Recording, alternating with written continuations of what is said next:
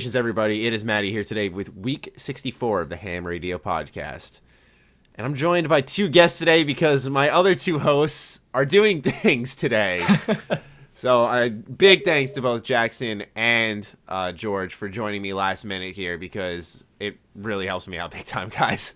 No worries. Glad to be here. Awesome. And this week, ladies and gentlemen, we're going to be talking a lot about E3. We know E3's been over for a little bit now, but all three of us attended, and we just want to talk about some games that we saw there that we enjoyed, as well as just announcements that were there that we actually weren't a part of, but we'd like to talk about as well. So, yeah, sounds good. Yeah, where do we want to start? All right, let's start with this, actually. What was the favorite game that you guys saw there? The big question, I know. I feel like all the games that I really liked, I didn't play at all. True. But I think Mafia 3 was definitely the one that stood out the most for me, and I waited hours just on that line to see the 20-minute demo, like the pre-recorded demo, but still it just looked really fantastic. Yes, I agree. Yeah, I have to go with Mafia 3 actually as well. I made a video on it. Yeah, Mafia 3 was definitely, I don't know, just like the presentation of it all, the music, that ridiculous booth they spent so much money on.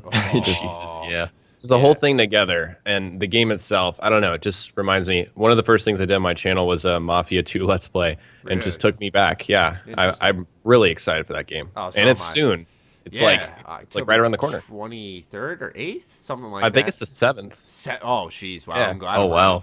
Right around the corner, then. Yeah, that's a lot of games are dangerously close. Last night I was watching a demo for Civilization 6, and it's like October 23rd. I'm like, what the fuck? Are you serious? I thought this was like a 2017 game, man. Yeah, because they just announced it too.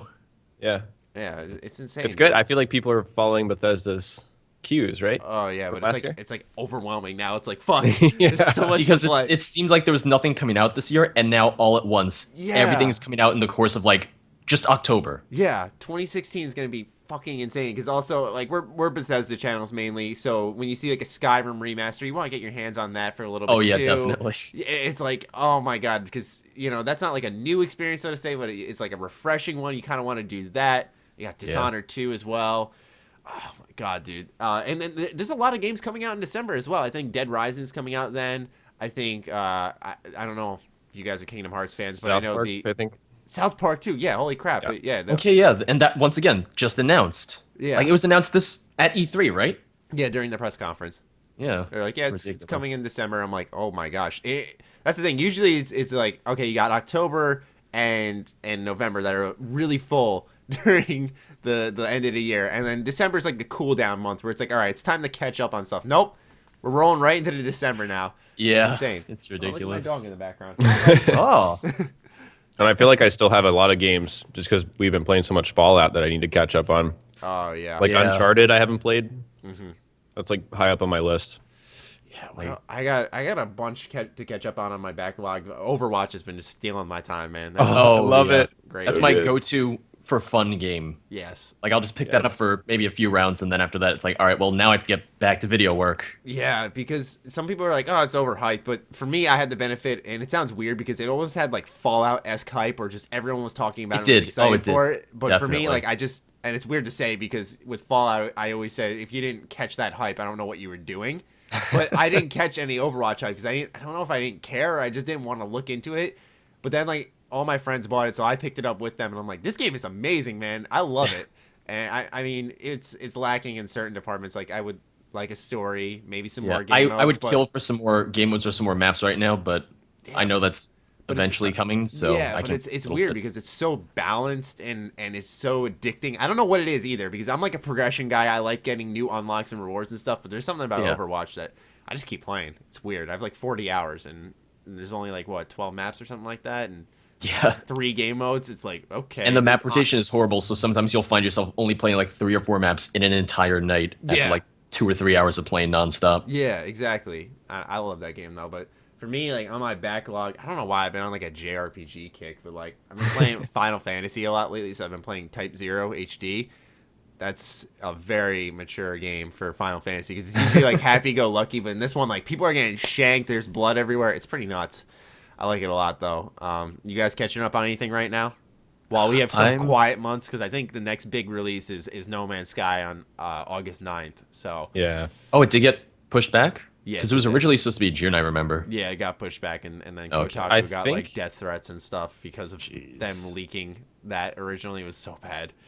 Yeah, it was supposed to come out like Tuesday, Yeah, That's And- right, yeah. they got pushed and just back, like a though. 7-week delay. I'm And that's playing why so it much wasn't at Overwatch. E3, I'm guessing. Yeah, Yes. Yeah, that's really true. Actually, I thought that was so weird. I'm sure they're not happy that they had to delay it oh no, because they're it not. totally would have been an E3 in a big way. Like I feel like probably it got cut out of Sony's press conference. Like they had to make some big changes there. But yeah, I'm playing so much Overwatch. Same. It's Yeah. insane. My problem is that I have Overwatch and so many other games on PC, but then the most free time I have, and I'm sure you guys will relate to this, the most free time I have is when videos are rendering. Yeah. And when videos are rendering, I can't really play anything on my PC because I just have it slow it so down. that, yeah. Yeah. So I'm like, all right, well, what do I have on console? And then it's like, all right, well, fuck. Yeah. Fuck. So I have almost nothing on console. So, but fortunately, like Xbox, they do the games with gold, so I'll just like download whatever's free. Okay. And for this month, it was The Crew, and I was like, oh, I wanted to play that. And then I started playing. I was like, oh, I don't want to play this. Oh, that game, man. That game's so bad.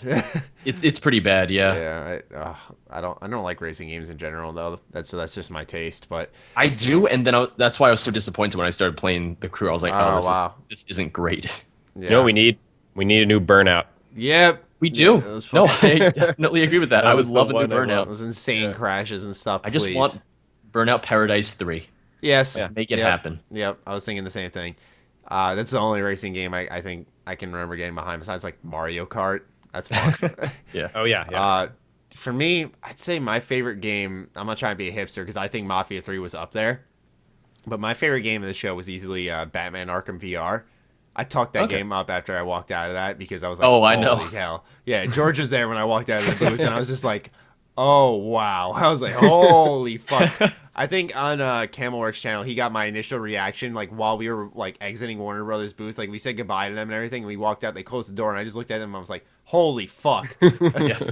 Because It was this is the best thing ever. well, yeah, because I always felt I like VR, Mm-hmm. but at times it feels a little gimmicky. Like, you know, oh, you can Yeah, no, twist and definitely. touch this and that. It's like, okay, I get it. It's VR. A lot of these like artsy or like cutesy type of games for the most part. Yeah. It's like I want something with a little more substance sometimes. Exactly, and that's why, like, when I heard Batman Arkham VR, I'm thinking, oh god, they're just cashing in on the Arkham name.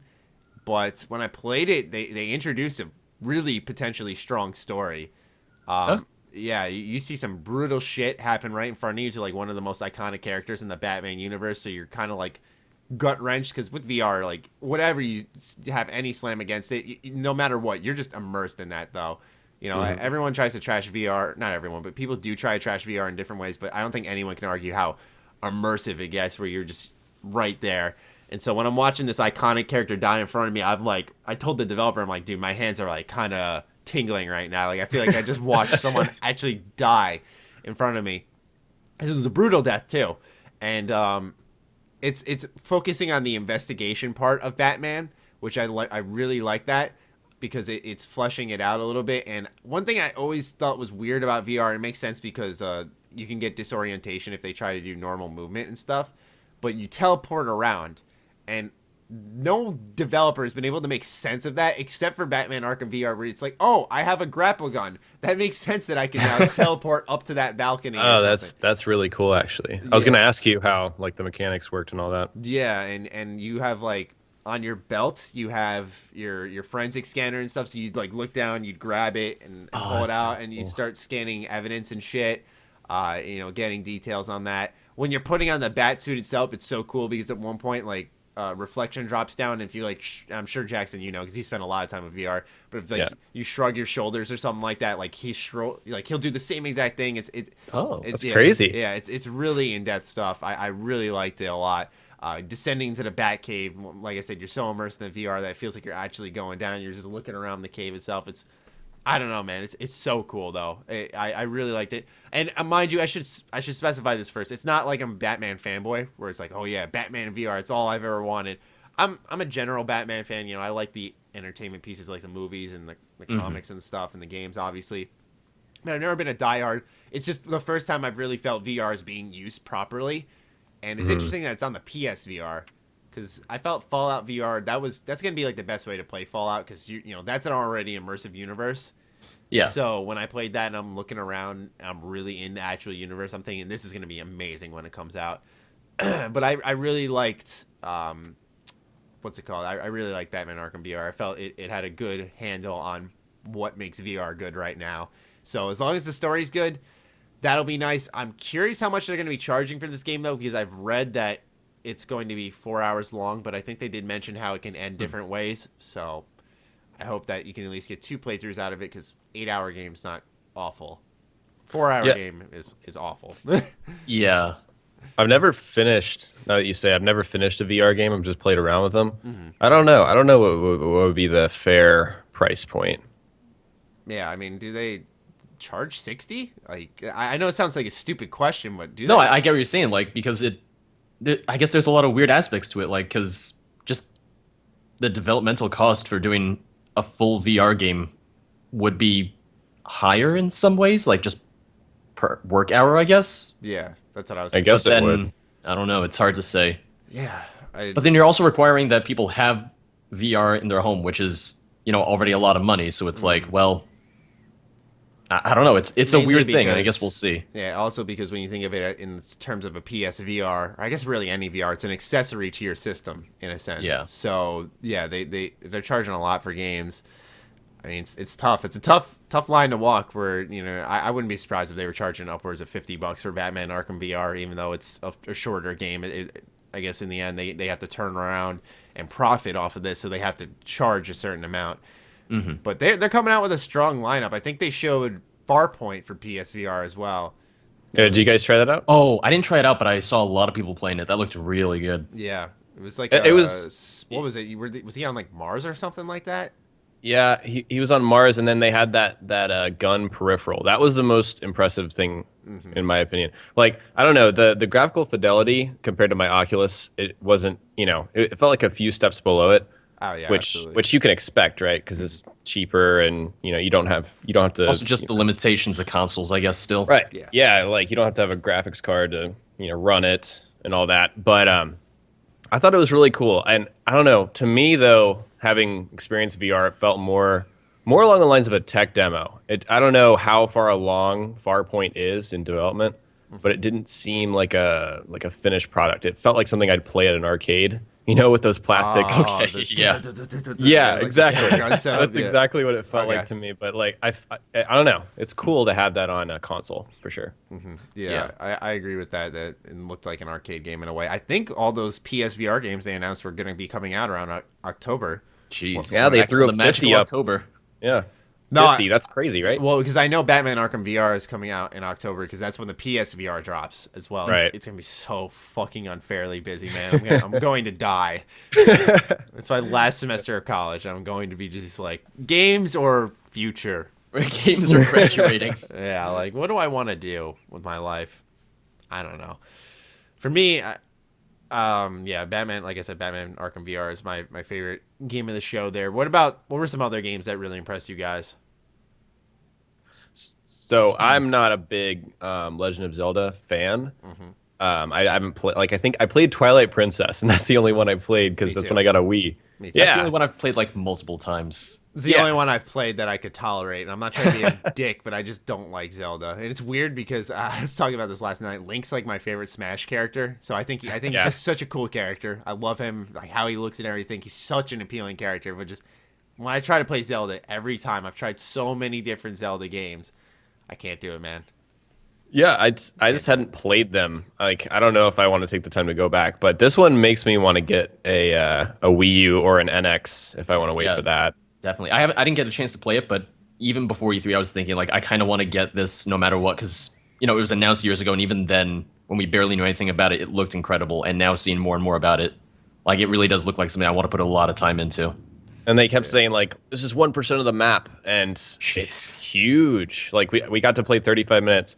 You guys met Alberto. He's the big Legend of Zelda fan. Yeah. And so gotcha. We were part of the stampede on the last day. Like, we saw ourselves on a YouTube video because there were just cameras set up just watching us run to get in the line. Oh, wow. Yeah, we only had to wait like an hour and a half. It wasn't. Wow, that's not bad for Yeah, those of you guys really who were good, at yeah. E3. Legend of Yeah. Zelda line was easily the longest, I'd say. Oh, dude, for sure. It was They insane. had a massive booth as well. Yeah. Like that was Oh, crazy. that booth was insane. They went all out with that, and it. That had to have cost showed. so much money to do. Yeah. I know, right? Millions yeah. of dollars put into that booth because ladies and gentlemen, it was like a full-on recreation of the area in the map you were almost playing in the demo itself, because it was just these grasslands, trees. I think they had like a Link statue or something. And you were shooting a bow and arrow. It was so cool. It's nuts. Yeah, the booths at E3 I was really impressed with. The Resident Evil one was cool, like this creepy house that was all dark, and that's where you went inside and played VR. I didn't get to play that yet though. I really want to try that. But I'm a little creeped out. I like Resident Evil in the style of like 4 and 5. I don't know if I like this new transition they're making personally.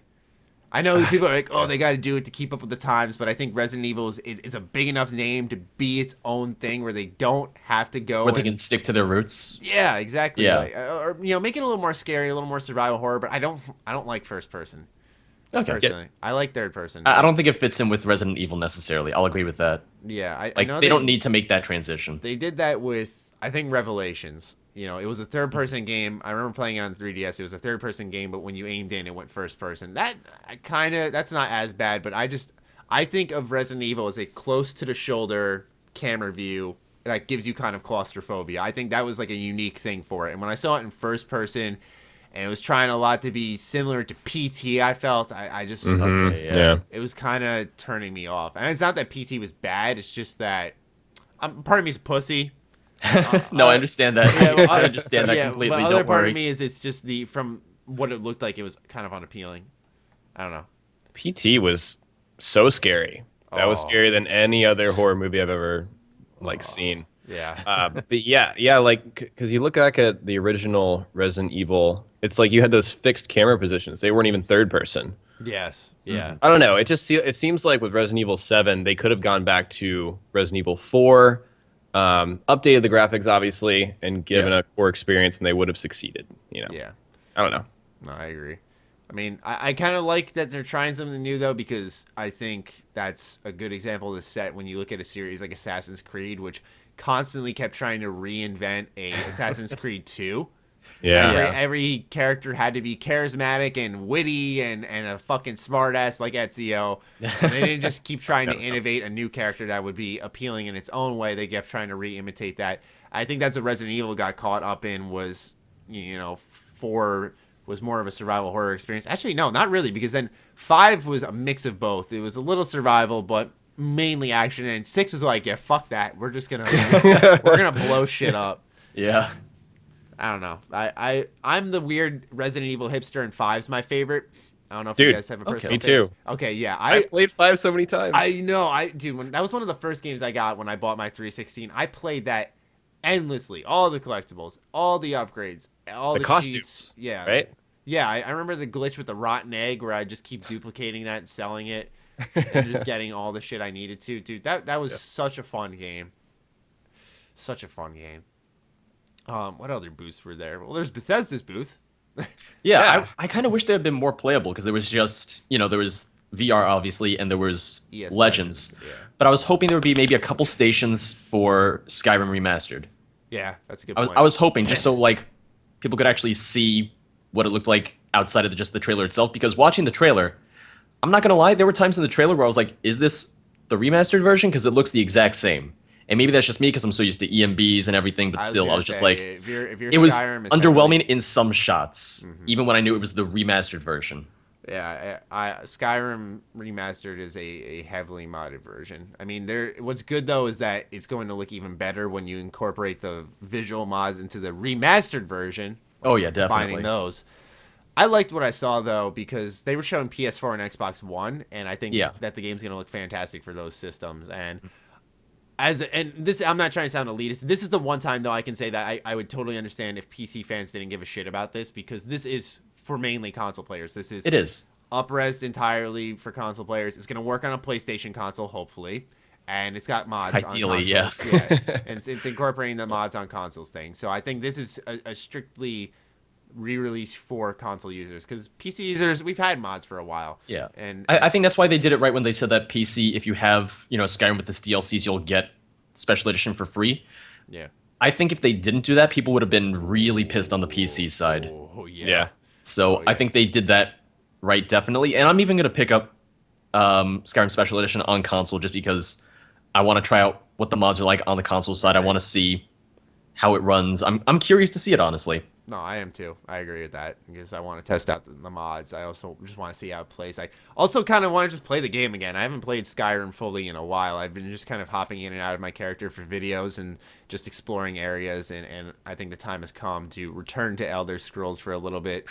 Now that it seems that Fallout is presumably wrapping up. It seems like it, yeah. Yeah, I don't know. I feel like they got one more on the table. That's my wild guess. I hope so because I loved that there were 5 DLCs for Fallout 3. Yeah. I love that I know it wasn't Bethesda, it was Obsidian, but I still love that there were 4 really good ones for New Vegas. I was underwhelmed when there were only, 2 actual DLCs for Skyrim. So I was hoping that, they'd go back to maybe 4 or 5 for Fallout 4. I'm a believer that 3 is the magic number, when it comes to stuff like this. So for me, for both Skyrim and Fallout 4, you should go on to 3. Because I know Skyrim had a 3rd DLC, you had Hearthfire. It had Wasteland Workshop, essentially. Yeah, but it was fun for I people agree. because if you didn't have a PC, because I was a console user at the time, that shit was exciting. Same. Especially because it really was the settlement mode in disguise because it had, collect the resources, go build your house, but not as freeform as Fallout is. So it's really interesting to see if you kind of think into the future what pieces we're seeing now in Fallout 4 are going to carry over into ES6. Yeah. It's going to be really interesting because I can almost guarantee that there will be a settlement mode in ES6. Instead of settlement, more like you find a plot of land and you actually buy the deed to build a town or something, and you actually become a lord or something. Genius. That I'd be very happy with.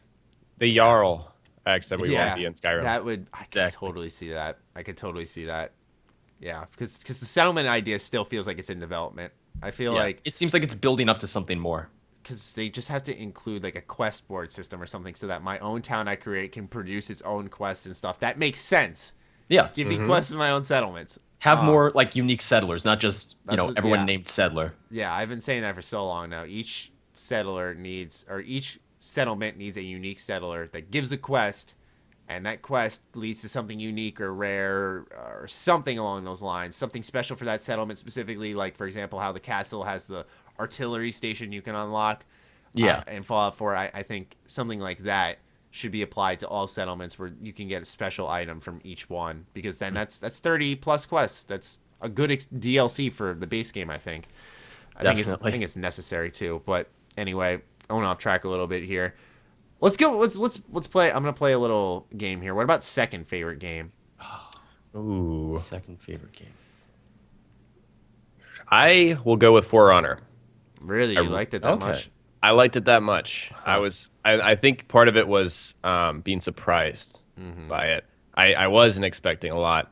I don't know, the way they did melee combat, it just makes sense. And also I can see them having different loadouts, and if you're playing the Templar character, instead of having a long sword, maybe you have a nice sword in one hand and a shield in the other, and then with the samurai, maybe you can have 2 different, shorter samurai swords. I feel like there's a lot they could do with the game. I'm actually really excited for it. I think multiplayer is going to be good for that. We got our hands on the single player aspect of the game, and it was fun to play the game, see how it works. But the single player campaign could probably get really boring. But I could see the multiplayer getting so intense, because in the single player, the fights got really intense, especially when you go to the demo I played. You played a beginning tutorial level, and then you played a later level in the game that was a much more advanced difficulty, and it got really intense where he'd swing from multiple directions and you'd have to just keep blocking, and then you'd have to identify a weakness and come from the other side. It was a really interactive combat system that really, you can't just bullshit while you're doing it. You have to stay locked in. So right. I really liked what I saw in For Honor as well. And in terms of the single player part of the game, I don't see much going for it, but multiplayer wise, I see a lot of potential. It's a better version of Chivalry, in my opinion. Way better. And it looks like it, yeah, definitely. It could be a great game to just hop in with a bunch of buddies and storm the castle, do that kind of thing. For me, second favorite game, I'm not trying to cop out, but it'd probably be Mafia. That was my second favorite. Yeah, I mean, I made a whole video on how much I really liked what I saw because it looks like a true open world game from every sense, which is relieving to see because Mafia 2 did its own thing in kind of a bad way because it had such a great story, and if it had little side quests sprinkled throughout the map, that game would have been one of the best in a long while, I think, because it was such a good story, and so many people are asking like, where's Joe? And so I just want to see what they do at Mafia 3, and so to see that it's shaping up in its own way is really awesome. They showed a lot of different side quests in the demo we saw. They all added up into the story because remember how they said to progress in the story you got to take over districts and stuff. Yeah. And to do that you had to do the side quests. So the side quests are technically the story. Mm-hmm. So I'm really hoping that's not all it offers. I'm hoping that there's more side shit to do on top of that. That's not necessarily like necessary to do, but I guess we'll kind of see when it comes optional. Optional quests that I can miss if I don't want to do them. I'll do all of them, obviously. But like on subsequent playthroughs, maybe it's like, okay, I just want to kind of play the game, don't necessarily want to do every single thing if I don't have to. Yeah, exactly. So that type of stuff I'm looking for in Mafia 3 because, I think it might be hard for them to do that because they're including a lot of choice, it seems, where you're going to be like arguing with your underbosses in the demo. They hinted at the fact that you kill Burke or something like that. Yeah, like you can if you go that route, but they even said like several times, it's like, this is because of the way that we set up this playthrough, but your playthrough can go very differently. Maybe he's not going to die, maybe someone else dies. Yeah. But that alone already seems like it has such a wide variety of how people's playthroughs are going to go, that it's going to be curious to see what experience people have when it comes out. Yeah, it's gonna be interesting because I think this is gonna be a game that gets great reviews. I really do. I think it's probably gonna be one of the like best games of the year. Yeah, it's like, got to be. I'd be surprised if it wasn't. Yeah, because it's such a unique setting and time period as well. So it's going to be fresh for people, and then they have the opportunity to tell this unique story in a mafia type of atmosphere. There's so much potential there. I think they got it. Like, you can tell the developers. Each time I see Hayden Blackman, he just he looks in his zone, dude. Like, do not fuck with this guy because he's just there. He is making this good ass game, and anytime he shows it off, he's just got this confident stance. It's especially because I said this during the video as well, that they let the demo talk for itself with Mafia 3. They didn't have the developer speaking the whole time, trying to walk you through it and stuff. He just, a lot of times, I'd say he talked for probably a total of 3 or 4 minutes of 20-minute demo. The rest was just the game running. I was just, wow, such a good looking game. The sit downs look fantastic. Yeah, you make that decision. All right, who am I going to give this district to? It's going to be an awesome game. I can't wait. I'm very excited. I can't wait. Yeah. I'm going to take one of them out. All 3 of them are not going to be pleased. I just know it. One of them is going to die, and I'm not going to feel bad about it. Oh, man, I don't know who. Everyone's going to keep Vito alive. Everyone. You can't kill Vito. You got to keep him with you. Yeah. Vito's the fucking man. What about you, George? Second favorite game? Probably Steep, honestly, just because it reminds me a lot of... Did you play that? I played it a little bit, yeah, but it reminded me a lot of, from the original Xbox days, Amped. Oh my god! I played the shit out of that. You just threw me back. Holy shit! But dude, I got a very amped vibe from it, so I was like, all right, I'm gonna play the shit out of this game. I remember that game specifically because growing up, I said Amped. Oh man, I said Amped, and I sometimes call it that to this day, just out of habit, actually, but also because it's such a fun game. But yeah, Amped was so good, dude. It reminded me of a modern version of that. And we really don't get a lot of games like that, so I'll really definitely get idea. it. Really it unique. is. I think that's another December game, actually. All right. See, I have a little time between Skyrim Remastered and Mafia, so it's all right. I won't have much time, but I'll have a little bit. I'm just gonna drop out.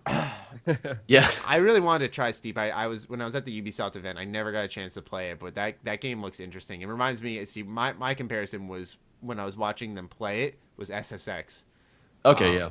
I really liked how you could switch between your extreme sport. So someone was racing someone down a mountain who was on skis, and he was just flying with his wingsuit down the mountain above him, and they were just both going at it, trying to beat each other. It was really cool.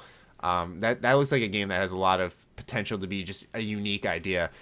A lot of people trash Ubisoft, but I gotta say they bring the ideas to the table. They had a big lineup. They had a lot of new games announced at E3 or like right before E3 because they announced Watch Dogs not at the conference, but Before like a it, week yeah. before it. Yeah. Which was probably a good way to do it because they already had so much else that they announced at E3 itself that it might have been a little too much if they did that as well. Yeah.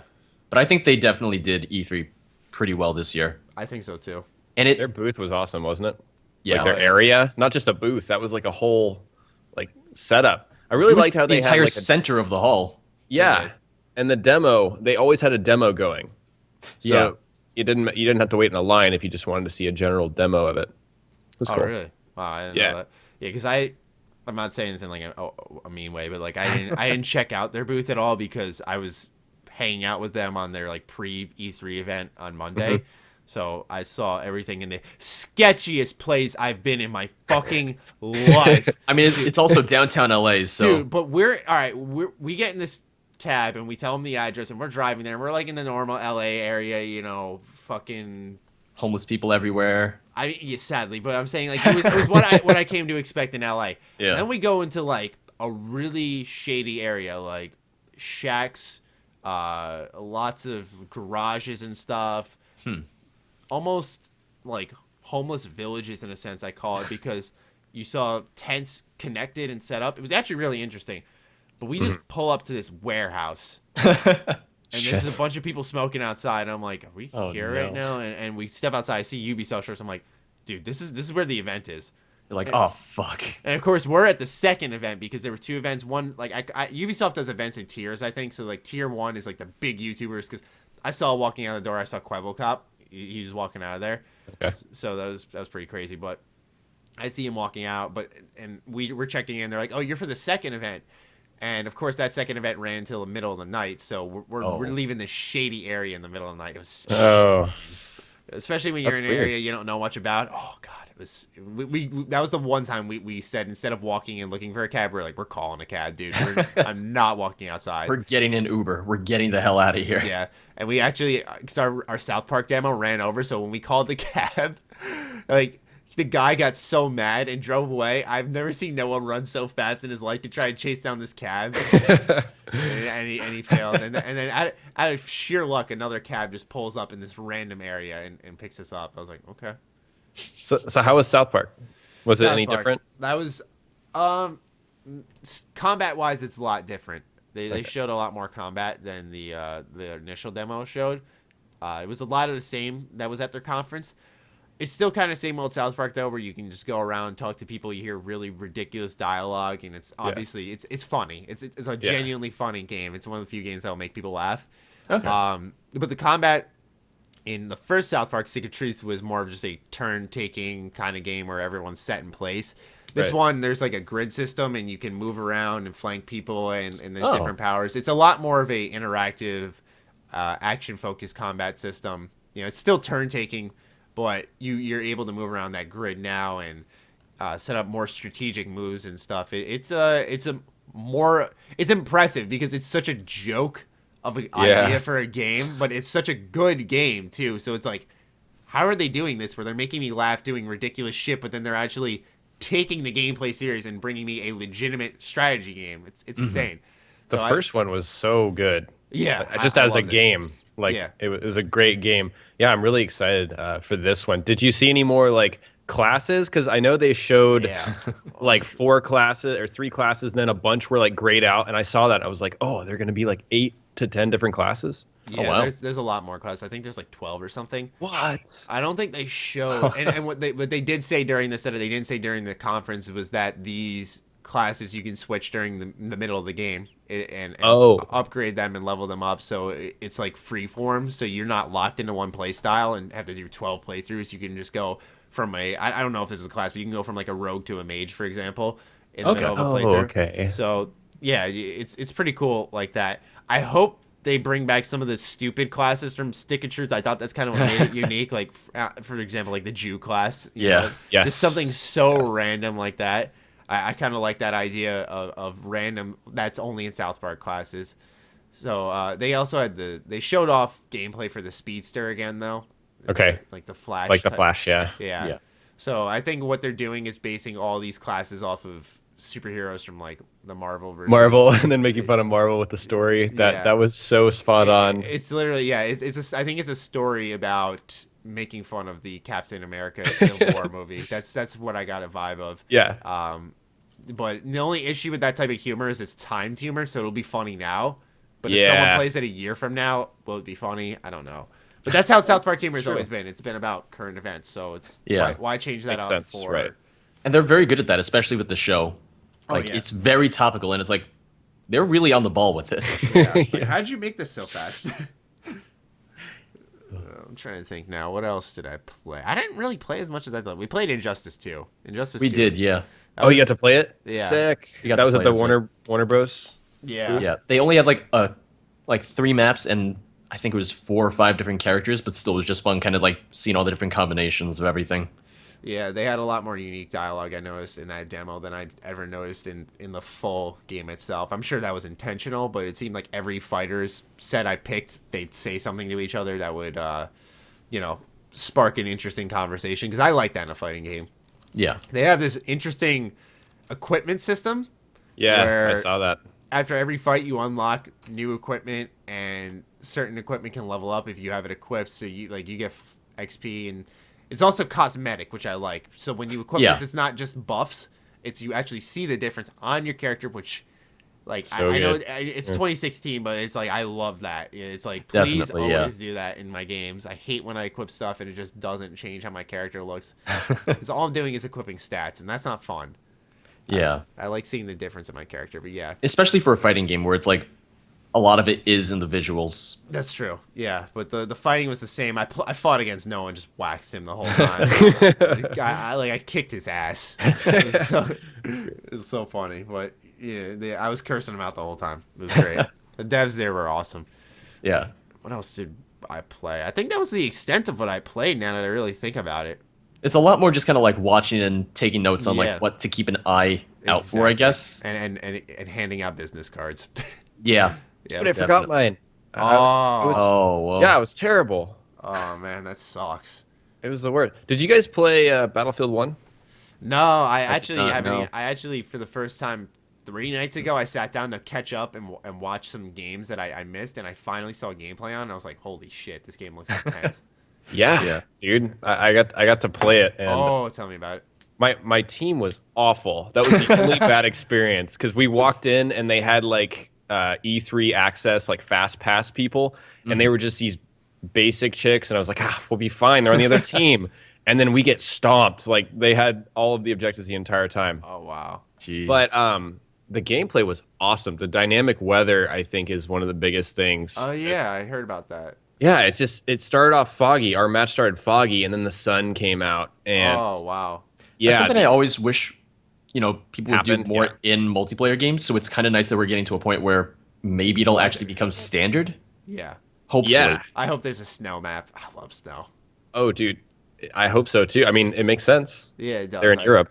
I really hope so. I love that, because I saw that, though. I saw a map go from, like, foggy to rainy, and it got, like, progressively darker. I was thinking, this is such a little thing. This is so cool.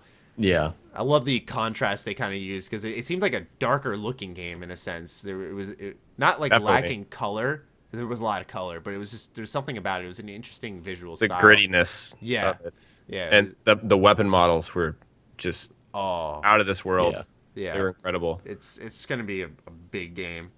Once again, just a very busy fall lineup. I was about to say, wait, doesn't that come out this year too? Yeah. Yeah, it does. Fuck. I think it's October. That's going to take over like the place. Is that October as well? Yeah. Multiplayer game. I'll look it up. Fucking shit, dude. That's going to take the place of Overwatch just as my go-to multiplayer game. Yeah, that's what I'm imagining. October 21st. Oh, the week before Skyrim Special Edition. Yes. Oh my gosh. And it's 2 days before Civ 6, which I also wanted to play. Oh, dude. Yeah. Oh, no. That's bad. I want to get that and just maybe like stream with people and just have like everyone I'm playing with streaming on their own. Dude, that'd be fun. It looks so good. I liked Civ 5 a lot. I only have like 25 hours in Civ 5, which really isn't a lot, because that's really just one playthrough, essentially. Yeah. But I loved what I played of it. But it was during a Steam sale. It was during a Steam sale. That's when I got it too. But a couple years ago, like once a week, I would just sit down with a ton of friends on Skype, and we would just play like for hours at a time, and it was just kind of like a fun thing to do. That's the best I'm experience. kind of looking forward to getting back to that when Civ 6 comes out, hopefully. Yeah. Me too. I've got like 250 hours in Civ 5, but I'm Wow. still terrible. Oh no, It's I'm like- terrible. I have like 100 Yeah. hours, but I'm shit at it, and I know it. It's one of those games. Yeah. I think people say like you need however many hours in League to like not be a detriment to your team. It's the same thing with Civ. Like you need so much experience. Yeah. I don't play online Civ. I do offline play because I like doing that personally. Yeah, The way you can get multiple victories and stuff, and I just liked. I don't know if it was the same. They called it Civ 6 E3 demo. And was the one, Jackson? You said you saw that, right? Yeah. It was narrated by Sean Bean, correct? Yes. Yep. Ned Stark. All right, yeah. So yeah, we saw the same demo. Yeah, that was awesome. I really It liked was that. awesome. I like that. Some people were saying that the new graphic style that he chose is kind of. It's a mobile game. It Yeah, looks that's terrible. what it was. Okay, yeah. And I was just like, I really like it because when you zoomed in, you could see little details like as they formed the structures and stuff. You could actually see Yeah. that happening and people moving around. It just, I like it a lot. I actually like the art style. I know not everyone's gonna like it, but it's different for Civilization, and I think it's gonna work. Yeah, I think so too. I think it's going to be a little slightly controversial for long-term fans, kind of like how Fallout's was. For Fallout 4 was a little kind of described as like a painty look. That's what I think of it. It looks like someone like watercolored it a little bit. Fallout 4 reminds me a lot of sort of the cinematics you see for like Fallout 1 or 2. Yeah, That's what You're- it you're reminded actually- me of a lot. Yeah, you're actually kind of you're on the ball with that. Now that I think about it, because Fallout 3 and New Vegas had their own choppy look to it, and 4 looked a little cleaned up, but almost like a painting. It reminded me In a of. very stylized sort of way, yeah. Yeah, I don't know. It was weird, but yeah, I liked what I saw in Civ 6. I'm kind of going through my head now, like I'm walking through the show floor. Went to Microsoft's booth. That's what I did. I played Sea of Thieves. I didn't talk about that on my channel. I like that game a lot, but they need to add stuff to do. You kind of run out of stuff to do. Because it was fun being on a ship with all your friends and sailing around and getting into a fight with someone else and screaming on the mic. It was, don't get me wrong, fun ass game. But when I think pirates and co-op, they said it's not going to be an MMO, by the way, because I know a lot of people assumed the way it played that it was going to be like that. But when I think pirates and co-op, like I think that I'm going to destroy this person's ship, raid it, steal all their loot and stuff. And I really kind of want that full pirate experience. And it's by Rare. Yeah. So I think that it's a perfect fit. And they have the ship and the combat and the way you do teamwork and stuff down perfectly. It's going to be a great game in that way. It just needs to add some additional mechanics and exploration, and it's going to be a lot of fun. Yeah, they need stuff underwater. I think they said they're going to add it. Oh, really? Okay. I didn't know Okay. about that. I didn't even think about that. But Well, the reason I say that is because they showed off the trailer and then they said something along the lines of, what you saw in this trailer is our creative like direction. We want you to be able to do these kinds of things. And so there were like mermaids and stuff and treasure Okay. and stuff like that. I missed that. I tried to on the last day. We had like 2.5 hours left and we got to the end of the line and there was a lady there saying, this is the last person. Yeah. So we were one guy off of playing. Oh. Yeah. that's tough. I wanted to play it. I saw... Oh, Mankind Divided. I saw that at the end. That line was cut off at the end as well. And Okay. Connor played for like a solid 30 minutes. It was such a long demo. Like he still kept going. He just intentionally died because we had to go. And he was like, fuck this. But it was such a long demo. It looks good, but one issue I have with Deus Ex is that it has this thing where when you're like in cover and you go to stealth take someone down next to you, it like fades to black, does the animation and stuff, and then fades back into the gameplay. Oh, yeah. I can't stand that. I can't, and I'm surprised that they. There's no excuse for that anymore. Yeah, it's like, why are you fading in animations? Just neck chop, he's done. Like that's all I Yeah. need. You know, I've seen worse, and they go for this whole stylized presentation, but the game looks great, choice wise when it comes to gameplay. It's gonna be very good. But I've never been a Deus Ex fan personally, but I liked what I saw. What else? Dead Rising Final Fantasy 4? 15 looked really good because you mentioned Final Fantasy before. Oh yes. Like graphically, I was blown away because I don't know why, but I always figured that like 13 was going to be like the pinnacle of how it was going to look. Oh, But thank God, 15 no. looks unreal. Oh, and I love it, and I might even get it because I've already bought the most expensive edition of that game. Because I'm not like I'm making it sound like I am, but I'm not like a diehard Final Fantasy fan. Like I play very specific ones, especially ones that have been modernized. Like I played 7. I think a lot of people played 7. I played 10 originally on the PS2, and I played it again when it got remastered. I'm playing Type 0 now. I played Crisis Core. Like, see what I'm saying? Like I played the popular ones. I'm gonna play 12 when it gets remastered next year. yeah. I plan on playing 8, but a follower on Twitter spoiled that for me. Oh, I planned on playing 3, but then I was watching a YouTube video talking about which Final Fantasy games they should play, and the guy spoiled 3. Oh goodness. I was like, thanks. Thank you. I appreciate that. well, that's that. Yeah, so for me, I've just been kind of playing Final Fantasy games that appeal to me at the moment. So right now, that's why I've been playing Type 0 HD, because it's more of an action-focused title, and it's a lot of fun. And I think it's a good preparation for Final Fantasy 15, because that's kind of what the game's going to be like in terms of combat. That and a mix of Kingdom Hearts. But I'm so excited for Final Fantasy 15. I don't care what games come out near there, because I think that comes out on September 30th. And I don't care what's near there. It's getting pushed back because I'm playing Final Fantasy 15. That game looks insane. They said it's got hundreds of hours of gameplay, and it looks so good, man. Oh, from like how big the world is, and all like you could transform your car into a ship and fly, and it's gonna be so cool. It's gonna be such a good game. I just hope the story's good. I'm a little nervous about that. Yeah. Because the English voice acting will probably suck. Because it is a Square Final Fantasy English game. So that'll be great. But yeah, I remember they had a demo when I was actually... It's funny, because I just mentioned Deus Ex. It was when Connor was playing Deus Ex, I got a little bored watching it. So I turned around, I saw this big screen playing like a Final Fantasy 15 demo. I was like, yes! All right, I can get into this. So I watched that for a little bit. What else was there? I was gonna say Dead Rising 4. That was probably the worst game I saw. That's a remake of 1, though, right? I don't know what it is. Because someone told me that it's a remake of 1, but it's still called 4, so I was very confused by that. Yeah, I don't know what it is, because the protagonist from 1 is back. It's that Frank guy. He's back. And Okay. I don't get that, because they did Frank, then they did some dude who was like a stunt driver in 2, then they did, I forgot what his name was in 3, but he was really just not interesting at all. And now they're back with Frank in 4. And it looks like it's going to be fun, but it's like standard Dead Rising. The only issue I had is when I played it on Xbox One, the frames kept dropping. Oh, yeah, that's not a good sign. And I know it's 6 months out, so they do have chances to iron it out, and it will probably be more stable at launch, but still... No, that would have me concerned too. It has more. It has more moving parts than 3, and 3 had frame rate issues. Like this one has more zombies. It looks like it has like when you're in a certain mech suit and you punch a car, the car moves and flies. So there's a lot more going on in this game where I feel like they're just it's gonna be a technical disaster.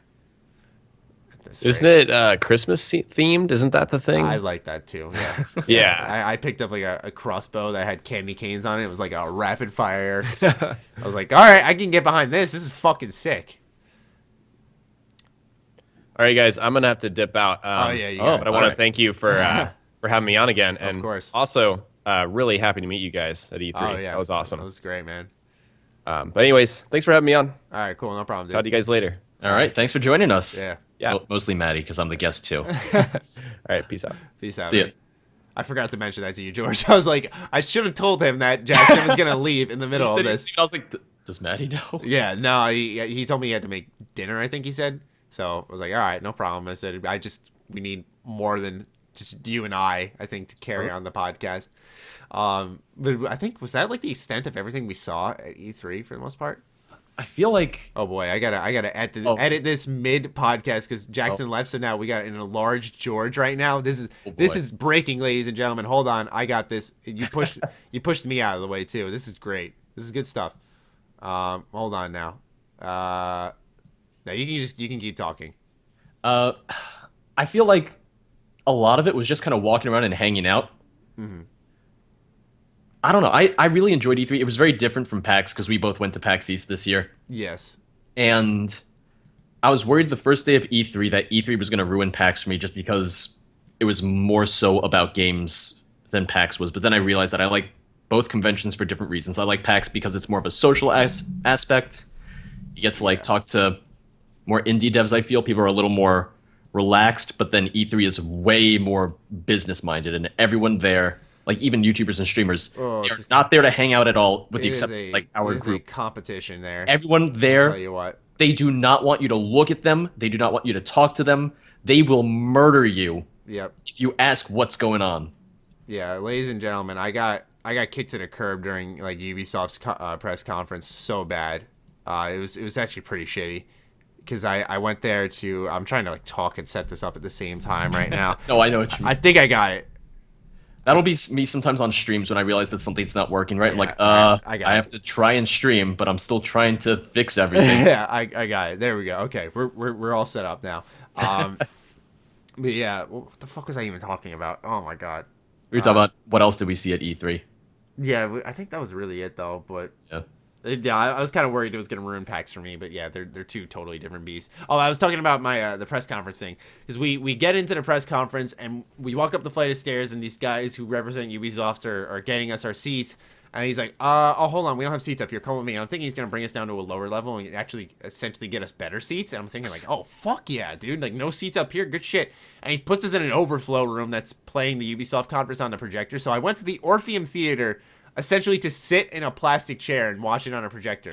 yeah. I was so tight, not in an entitled way. I remember hearing about that my first night with you guys. I was like, jeez. Yeah, I was just like, dude, that's ass. Like, that's so bad because I was so excited. Like, the kid in me was like, I'm finally going to be that guy in the crowd. Like, yeah, I'm watching this conference. And I had to sit in a projector room in the theater. Like, I was thinking to myself, nah, I could have just laid in my hotel room. But whatever. Pretty much. You could have watched it on, your computer or anything, just watching the live stream, you're like, all right, this is the exact same experience that I got. And I wasn't trying Except you would have been more comfortable. Yeah, I wasn't trying to sound like a dick on Twitter, but I was like, this is exactly what it is. Like, I could have sat in my room and did this because we were supposed to meet up with Noah earlier, and I was like, no, we got to go to this conference. He's like, all right, no problem. And we could have just met up with him a way earlier if that was going to be the case. But it was still a good conference. I still enjoyed it. It was just that I was sitting in a room hearing all the cheers of happiness happen next to me. I was like, I could be one of them. And then your room is just like, everyone's just kind of like, yeah. Actually, everyone in that room was really pissed off. I mean, I can imagine so, yeah. Like, I wasn't expressing it, but there were some people that were sitting there getting really vocal about it, and I was like, oh boy, this might get ugly. Yeah. Like, some people were cursing out the staff and getting really, really vulgar about it. I was like, okay, like, it's, guys, relax. We're all here for the same thing. We're just in a different room. But yeah. I wish I got into the conference itself. Definitely. I didn't get to go to any conferences because, like, my whole my whole E3 experience was kind of last minute. Yeah. So hopefully next year, like, I'll have that planned out a bit more. So so hopefully I can get to go to some of them because I just didn't know any of that really. That was all just so new to me, having come just from going to, like, PAX essentially. Mm-hmm. So the whole idea of the conferences was just kind of foreign to me, and all of E3 was kind of brand new. See, the fact that there were two halls, I didn't know that. Oh yeah, that was so weird. I didn't see the hall with Xbox and PlayStation until the second day. So when I was talking to you the first day and you were talking about the Xbox and PlayStation booths, I was like, I don't know what the fuck he's talking about. But I just didn't ask. I was like, yeah, I'll figure it out. I got 2 more days. Yeah, dude. I remember that was mind blowing when I saw that. I was like, okay, we this is big. This is E3, man. And they're like, there's a whole nother building. We walk in and I'm like, this is a whole nother E3 experience in here. Pretty much. It's crazy. And I always heard that it was a huge convention center, but that was massive. Oh yeah, that was ridiculous. Lots of walking. It put PAX to shame in that way. I thought my feet were tired after PAX. After E3, I was like, PAX was a cakewalk, dude. Yeah. Yeah, but E3 is definitely a lot different in terms of competition. You can actually like see it on people's faces. Like they will try to cut you in line and stuff, and they will beat you to a like once 10 a.m. hits, you gotta like rush to get interviews and stuff, which I learned as well. As for the press conferences, I was thinking it was gonna be like PAX where the developers would reach out more to you, but and they did for E3. But that's the thing. The only people who reached out to me for E3 were, once again, because I didn't have a media pass, I was just a regular attendee, which I don't even know what that means at E3 because I thought it was all media anyway, so that whole thing confuses me. But the only people who reached out to me were people who were at PAX, so I was already on their like media list to begin with. Yeah. Which makes sense, and it was cool because that did give me some opportunities to meet with games and such, but I would have loved, a chance to go to Ubisoft or You'll have Warner Brothers. If you're there early, you'll have more because they start planning, I think, early. I don't know how the press conference thing works because I thought that was invite only because Ubisoft they're good with like reaching out, so they'll reach out to be like, hey Matt, you want to come to the press conference? Okay, here's your e-ticket. They set you up. It's not like you reach out. Like with Bethesda, I reached out and said, if you guys are doing anything, let me know. And they said we're open to the public, so it's nothing like setting up interviews and appointments. But like Microsoft, I had to reach out in advance. Warner Brothers reached out to me, but it's. Yeah, I don't know. It's strange because you have to reach out, but you don't want to be a pest. Yeah. And so, of course, for me, my biggest trouble is getting in contact with Sony, man. I can't do it. I try so hard because I know everyone cares about Sony. I'm like, all right, I'll get some PlayStation coverage on my channel, talk about their exclusives, get some type of demo coverage, and I can never get into contact with them. I don't know how. I don't know how people do it. Going back to Sony, the thing that interests me because they announced initially the VR stuff a little while back, and then when the Vive was announced and everything, I was curious to see what direction their VR would take. So I'm curious to see kind of what market share the PlayStation VR is going to take up compared to, say, the Vive or the Rift, because of the fact that now we're going to have the Xbox Scorpio as well. So it's kind of it's going to be an interesting, I would say console war, but not really console war so much as VR war. Yes. Yeah, it's gonna be I'm curious to see what market share that will take up because it runs off the regular PS4, right? You don't have to buy a special PS4. You have to buy the PS camera and the Move. Yeah. So but but you don't need to buy a new console for it like you would the Scorpio. So that's why it's curious to see like what VR is going to mean on consoles, Xbox versus PS4, and I'm curious to see like just the numbers essentially. I wonder if I know this sounds crazy because they've kind of popularized the motion control, but I wonder if like Nintendo's going to do anything with the NX. Yeah, no, it's possible. I'm wondering. Yeah, because I don't. VR is definitely the big thing right now, but everyone's still trying to figure it out. Yeah, I don't know shit about it to tell you the truth. I know. I don't. All I know is that if you want to run it well, you need a really good computer. Yeah. And I need to upgrade mine if I want to do it at all. But then I have to upgrade my computer to buy an $800 headset. So yeah, and like when I heard like Oculus Rift is already out now, I'm like, what? It is? And then Al's like, yeah, I already bought my Vive, and I'm thinking, what the fuck, Al? Like, how these are available now? I'm so confused. Like, they don't seem to be pushing the news like, for example, an Xbox or a PlayStation or a PC. Yeah. So it's so confusing to me. There's just so much going on. It's hard to keep up with. But yeah, for me, I think the most appealing VR right now is probably PSVR personally. Because I really liked Arkham VR, and I think it seems really versatile from what I've seen. Yeah, and I think that's where we're going to see a lot of the VR titles, because I think a lot of people are going to buy PSVR because I think it's, the familiarity of the PlayStation brand. I think some people are hesitant with Oculus or the HTC Vive, even though they're fantastic. It's because people just associate gaming with certain companies. You think about a Microsoft, a Sony, a Nintendo, a Steam. You think of those types of stuff. So I think that's one thing, is the familiarity. And I also think exclusivity is going to be special for VR, because I think that's going to intrigue people to buy a VR. Is that exclusive? You can only get this experience here. Where, for example, a Fallout 4 on the Vive, that's just enhancing a current experience, where I think a PSVR might succeed more because it's going to have that exclusive type of tie-in for it. Mm-hmm. So it's time will tell, but it definitely is going to be very interesting to see how it all plays out. It's going to be interesting for sure, and I feel like this is the start of VR, and then a year from now, it's going to be a completely different animal. So I'm curious to see what VR is like next year at E3. It's going to really develop. I don't know into what, though. That's kind of the scary part. You don't know what the end goal is going to be at all. You don't know if it's going to be all of a sudden next year, it's going to be commonplace for all of us to be not... commonplace is this. Like, I have the big headphones on. Yeah. But, like, now maybe next year commonplace will be me to be sitting here with goggles in front of my eyes as well while I play games. And I don't know. It's different. It's going to be really different. It's interesting, though. It's cool to be living during these times, George. I'll tell you what. It's cool because we're seeing the start of it. Yeah. Yeah. So by the time we're 50, it's going to be like a whole different beast. It'll be perfect then. We're going to be like, man, I remember the Vive. That thing was terrible.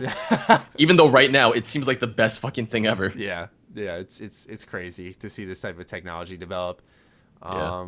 As for And it seems to be really quick when you think about it, because I remember, when the Oculus Rift was originally announced, what was that, like 4 years ago at this wasn't that point? like a Kickstarter too or something like that as well? Exactly, yeah. But it's kind of weird to see that it's been 4 years of the Rift in development, and then the Vive was announced last year, and now it's publicly available to be purchased. Yeah. It's just kind of funny, but I think you still have to buy Oculus developer kits. I don't think it's the final version still. So weird. I don't get it. Yeah. Yeah, I think it'll iron itself out. I think each VR needs to tie to a system, in my opinion, for it to really set like a common place in gaming. Mm-hmm. I think because Oculus and Vive, they're kind of like PC, right? So it's like you got competitors on those, but then you have the PSVR, then you're gonna have Microsoft doing their own thing. It's like, which is better than the other? Is there any big difference? What's most price efficient? Especially when the Scorpio is apparently going to be like a PC when they start listing. And that's supposed to be, I think someone said maybe $800. I mean, there's no official would price not be point yet, surprised. but Yeah, people are going to be so mad, and I'm like, why are you surprised? Like, Yeah, no, when they started it's- listing those specs, I'm thinking like, wow, that's going to be expensive. yeah. I mean, the Xbox One, it launched at what, $400, $500? So that's not that much of a stretch, I guess, when you think about the fact that they want to make it a 4K native. So Yeah, they want to make it 4K native, and they what's interesting though is that they're making it so that it doesn't leave behind Xbox One games, which I appreciate. I think yeah, it's good, I'm glad that it's not taking like the route of the fact that there's 10,000 different DSs, so then you never know which one you have to buy to buy. That, and because it doesn't stagnate current development of games, where a lot of developers held off at the end of the PS3, Xbox 360 era, or tried to force something out at the end. Where now it's like, okay, we got the Scorpio coming, but this is gonna play on any system, whether it's the Xbox One Slim or just the original one or the Scorpio. People are gonna be able to play this on the Xbox One, so they don't have to think, oh, do we want to hold back or whatever? They know it's going to be playable regardless, which I think is very good, because then they can focus on what they're doing now and have ideas naturally come about for the future, instead of thinking like, hold the horses, let's stop this now because we're going to lose money on this. Yeah. Odds are that they're going to develop everything on the dev kits for the original Xbox One, and then they'll worry about, okay, now we can make sure that we can run it in 4K or whatever, or just working on all that. I don't think they're going to develop for the Xbox Scorpio and then scale it back. I think they're going to start on the One and then scale it up for the Scorpio. That sounds about it. Yeah. But what's interesting is I wonder if the One will hold back titles for the Scorpio. Will the Scorpio have exclusive that is titles? A very good question, yeah. Yeah. That's because if the Scorpio is this powerful, it's basically a PC. It's basically what it is. It's a good PC now. It's essentially what we thought next gen was going to be before next gen came out. Yeah. Man, that shocked me, that announcement, because I did not expect that. I know there was talks of a new system, but it didn't process with me, because I'm thinking to myself that we just a couple of years ago got new systems. And I was so excited, and they didn't really, I guess, push gaming forward in the way that people thought they did. I mean, I don't think we'd see a game like The Witcher 3 on consoles. I don't think. Yeah. Like, I don't think that was going to be possible without the PS4 or the Xbox One. There are certain games that I think push this gen forward, but I think the future lies in the Neo and the Scorpio, where it's like, if they're on par with PCs, the sky's the limit. It's going to be fucking crazy. I can't wait. It's really exciting to be a gamer, though. That's the cool part. It's a very good time, and I don't know. I just remember, like, when the 360 was still in its prime, I was thinking, this is the best games they're going to be. This is the best games are ever going to look. Yes. And now here we are, and like I said, the graphics for Final Fantasy 15 look absolutely unreal. It doesn't look like it's an actual game. It looks like it is a tech demo for something that's going to come out 10 years from now. But yeah, especially when on Twitter you see those direct feed cuts or direct feed photos, they call them, that are like straight from the game. And like what it would look like if it were on the TV screen. They just look stunning. It looks so good. There's got to be some shortcoming with that game, man. There's got to be, because there's so much running for it right now. Yeah. I don't know what it's going to be, though. But, yeah, it's exciting. It's really exciting. Yeah. All right. I think we can just wrap this up now, because all right. Talked about lots of E3 stuff. We hope you guys enjoyed. George, thank you again for hopping on such last minute. I'm glad to be here because I know that we wanted to do like an E3 wrap-up discussion. Yeah, and Lone's going to be so salty. I felt my phone go off. It felt like a Twitter notification. I bet it's him now. No, the time converter fucked up at 7 a.m. Oh, darn, Lone fucked up. Yeah, he fucked up the time conversion again. For those of you, now we got to harass Lone After here. 60 weeks. How many 64 you said? 64. You would think that he has that time conversion down. We got to harass Lone real quick, ladies and All gentlemen. right. Because, I'm always up for this. Yeah, because if some of you guys who listen consistently remember, we had Emma, or Ability Drain, on 1 week, and we delayed her a week because Lone fucked up the time again by saying it was like so-and-so GMT or whatever, and then like the clocks rolled back or something, and things just got really messed up. And so Lone botched a guest for us for a week, and now here he is botching my life, basically, because I had to scramble my day. I was like, hey, guys, you want to come on the podcast? Because like I really need help right now. So, funny stuff. Lone, you're full of mistakes, bro. But I think he'll be very happy when he sees the at Lone Overslept with the picture of a sleeping kangaroo. I'm looking forward to it. It's funny. I love it. But anyway, George, thank you so much. Jackson, you're here in spirit. Thank you for joining me, man. I really appreciate it. And I'll just wrap this up now. I hope you guys enjoyed once more. And other than that, stay sexy, stay active. I love you all. Peace.